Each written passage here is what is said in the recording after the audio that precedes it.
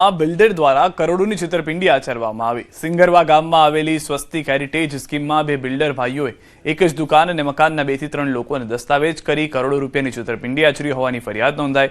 બંને આરોપીઓ કેસી ડેવલપર્સના ભાગીદાર કલ્પેશ ચૌહાણ અને વિનય ચૌહાણ છે, જેમણે સિંગરવામાં સ્વસ્તિક હેરિટેજ સ્કીમ શરૂ કરી હતી। પ્રોપર્ટી સ્કીમની સાથે તેમણે છેતરપિંડીની સ્કીમ પણ શરૂ કરી, જેમાં ફ્લેટના મકાન અને દુકાનો 2 થી 3 વ્યક્તિઓને વેચાણ કરી 3 કરોડથી વધુની રકમની ઠગાઈ કરી। જે મામલે ઉઢવ પોલીસે ગુનો દાખલ કરી બે આરોપી બિલ્ડર ભાઈઓની ધરપકડ કરી।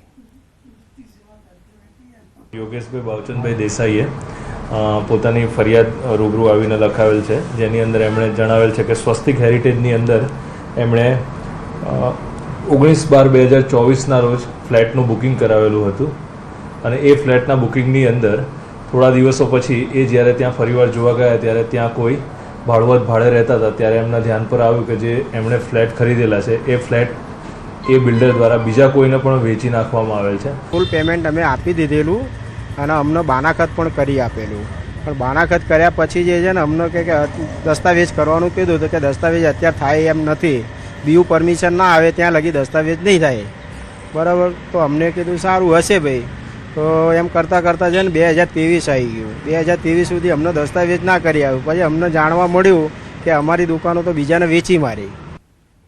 જમ્મુ કાશ્મીરના કટરામાં સીઆઈએસએફના જવાનને લઈ જઈ રહેલા વાહનને ગંભીર અકસ્માત નડ્યો છે। પ્રાથમિક માહિતી મુજબ વાહનની બ્રેક ફેલ થતા અકસ્માત સર્જાયો। આ દુર્ઘટનામાં સીઆઈએસએફના 9 જવાનો ઘાયલ થયા, જેમાંથી 3 જવાનોની હાલત ગંભીર હોવાનું સામે આવ્યું છે।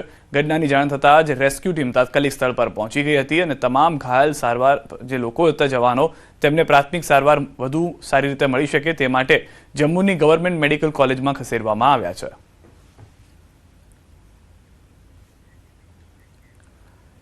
અમદાવાદના ચાંદલોડિયા ખાતે સાબરમતી વિધાનસભાના બૂથ કાર્યકર્તા સાથે મુખ્યમંત્રી ભૂપેન્દ્ર પટેલે કર્યો સંવાદ। મારું બૂથ સશક્ત બૂથ અંતર્ગત મુખ્યમંત્રીએ કાર્યકર્તાઓને માર્ગદર્શન આપ્યું। મુખ્યમંત્રીએ કહ્યું, બૂથ મજબૂત હોય તો ચૂંટણીમાં ચિંતા નહીં। ભાજપ કાર્યકર્તાઓ અને સીએમની ટકોર। દેશમાં 2-4 રાજ્ય બાકી છે, એમાં પણ સત્તા આવશે તો પણ કાર્યક્રમ ચાલુ જ રહેશે। મને પણ ગૌરવ છે કે હું પાર્ટીનો કાર્યકર્તા છું। અને બૂથ મજબૂત તો બધા બૂથ તમારા પોતપોતાના બૂથ મજબૂત કરી દો તમે, તો કોઈ દિવસ ક્યારેય ઇલેક્શનમાં આપણે દોડધામ થાય નહીં અને પાર્ટી તરીકે આપણા તો કાર્યક્રમો ચાલુ જ રહેવાના। પીએમ ઈ બસ સેવા યોજના અંતર્ગત વડોદરા શહેર માટે કુલ 250 એસી ઇલેક્ટ્રિક બસો મંજૂર કરવામાં આવી છે, જે અંતર્ગત પ્રથમ તબક્કામાં 30 ઈ બસો વડોદરા આવી પહોંચી છે અને આજે તેનો ટ્રાયલ રન પણ લેવામાં આવ્યો હતો। કોર્પોરેશન દ્વારા આગામી 29 જૂનના રોજ જીએસએફસી યુનિવર્સિટી ખાતે હાઈ સ્પીડ રેલ કોરિડોર વિષય પર એક પેનલ ચર્ચાનું આયોજન કરવામાં આવ્યું છે। આ કાર્યક્રમમાં રાજ્યના મુખ્યમંત્રી ભૂપેન્દ્ર પટેલ સહિતના મહાનુભાવો ઉપસ્થિત રહેશે અને મુખ્યમંત્રીના હસ્તે જ આ પીએમ ઈ બસ સેવાનો વિધિવત પ્રારંભ કરાવવામાં આવશે। પ્રાથમિક તબક્કે આ બસોના રૂટ પણ નક્કી કરી લેવાયા છે, જે નીચે મુજબ છે।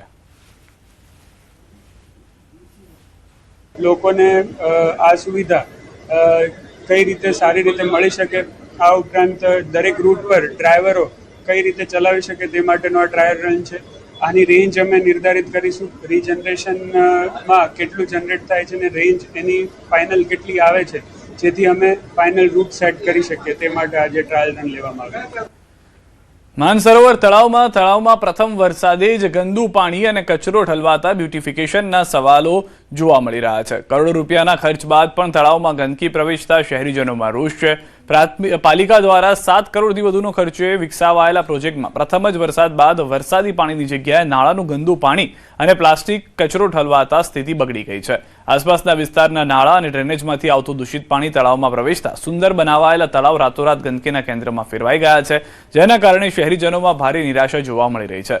સ્થાનિક રાજકીય પ્રતિનિધિઓએ પાલિકા અને સંબંધિત એજન્સીની બેદરકારીને જવાબદાર ઠેરવી તાત્કાલિક કાર્યવાહી અને સફાઈની માંગ કરી છે। માનસર જે તળાવ છે ત્યાં બ્યુટિફિકેશનના નામે સરકારે કરોડો રૂપિયા ખર્ચ્યા, મોટા ઉપાડે ખર્ચો કર્યો। રાજ્યના મંત્રી દર્શનાબેન વાઘેલા અહીંયા આવેલા, લોકોને બધું પાલનમાં જબરજસ્ત થઈ જશે, વરિષ્ઠ નાગરિકો આવશે ને બાળકો રમશે ને સરસ મજાની। માનસરોવર તો બહુ જૂનું તળાવ છે, અમે નાના હતા ત્યારે પણ અહીંયા આવતા। 3-4 મહિના થઈ ગયા, અત્યારે ગટરના પાણીથી ભરવામાં આવી રહ્યું છે। એટલે ક્યાંક એવું લાગી રહ્યું છે કે કરોડોના ખર્ચો કર્યા પછી પણ ત્યાં પિકનિક પોઈન્ટ તો ઠીક છે, પણ ડમ્પિંગ સાઇટ જેવું માનસરોવર લાગી રહ્યું છે, કારણ કે નગરપાલિકા ત્યાં ગટરના પાણી ઠાલવી રહ્યું છે. તમે એક બાજુ લોકોને આવે એ માટે ડેવલપમેન્ટ કરો છો કે પિકનિક પ્લેસ બનાવો છો, અને બીજી બાજુ જો ગટરના પાણી નાખશો ત્યાં તો ગંદકી થશે.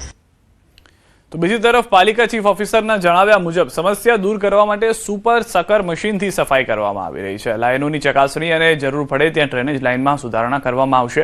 ગેરકાયદે જોડાણો ઓળખી તેમની સામે કાર્યવાહી કરવાની પણ ખાતરી આપવામાં આવી છે.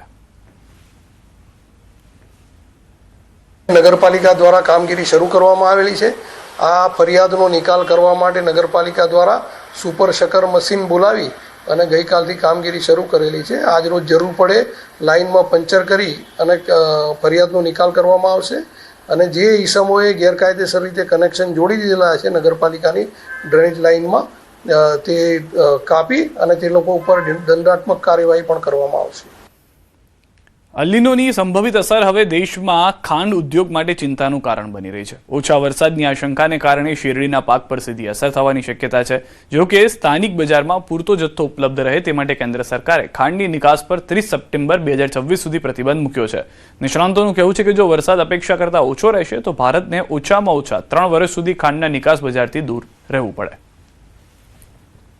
એને જોઈને કઈ બહુ મોટી અસરો ભારતની અંદર જે અત્યારે પરિસ્થિતિઓ દેખાઈ રહી છે, ખાંડનું ઉત્પાદન પોતાના વપરાશ માટે ચાલી રહે એટલું તો ઉત્પાદન થવાનું જ છે, પણ આપણે એક્સપોર્ટમાં જઈ શકીએ એમ નથી, અને સરકારે અલ નીનોની અસરને જોઈને એક્સપોર્ટ બંધ કરી દીધું છે, અને એને લઈને ભારતની અંદર જે સ્ટોક છે એ સ્ટોકને કંટ્રોલ કરવાની કોશિશ સરકાર કરી રહી છે.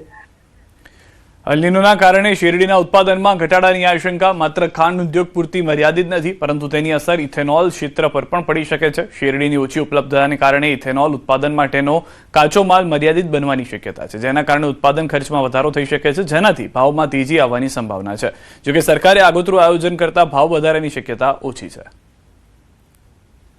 વરસાદ ઓછો થાય કોઈ રાજ્યમાં અને એને લઈને પેડી પર કે મકાઈ પર અસર થાય તો એને લઈને થોડીક તકલીફો ઊભી થાય તો કદાચ એમાં પુરવઠામાં થોડીક માંગમાં ઘટાડો થાય, એટલે પુરવઠામાં ઘટાડો થાય એની જે માંગ વધે, અને જે રીતે સરકાર ફ્લેક્સ ફ્યુલને જે પ્રોત્સાહન આપી રહી છે એ ફ્લેક્સ ફ્યુલને લીધે ઇથેનોલની માંગમાં વધારો થાય તો થોડાક ભાવો ઇથેનોલના વધવાના ચાન્સીસો છે, અને એ સીધી અસર કોઈ ભારતના કોઈ કન્ઝ્યુમર પર પડે એવી નથી, પણ એ જે કંઈ બી અસરો પડશે એ ઓઇલ કંપનીઓ જે છે, અત્યારે ઓઇલ કંપનીઓ અમારી પાસે 61 રૂપિયામાં જે ઇથેનોલ ખરીદે છે એની જગ્યાએ કદાચ એમને થોડોક વધારે ભાવો આપીને ખરીદવો પડે, એટલે બંધ કરીને સરકારે આગોતરું આયોજન કરી લીધું છે. એટલે મને નથી લાગતું કે સરકાર આમાં કંઈક એવું વિચાર કરે કે ભાઈ ભાવો વધે, પણ જે રીતે ડોમેસ્ટિક ભાવો અત્યારે 4000ની આસપાસ જે ચાલી રહ્યા છે એની સળંગ જ ભાવો રહેશે. કદાચ 1-2 રૂપિયા આગળ પાછળ થાય, બાકી લાંબુ કંઈ આમાં ભાવ વધારો થાય એવું કંઈ દેખાતું નથી. મહેસાણાથી સમાચાર. મારામારીનો વિડીયો વાયરલ થયો છે. રેલવે સ્ટેશન પર ટિકિટ ચેકિંગ બાબતે મારામારી થઈ છે. મહિલા ટીટી અને મુસાફર મહિલા વચ્ચે મારામારી થઈ. ગત રોજ બની હતી આ ઘટના. સમગ્ર ઘટના વિડીયો સોશિયલ મીડિયામાં વાયરલ થયો છે. બે મહિલાઓ વચ્ચેની માથાકૂટ જે છે તે જોવા મળી રહી છે. ત્યારબાદ મારામારી સુધી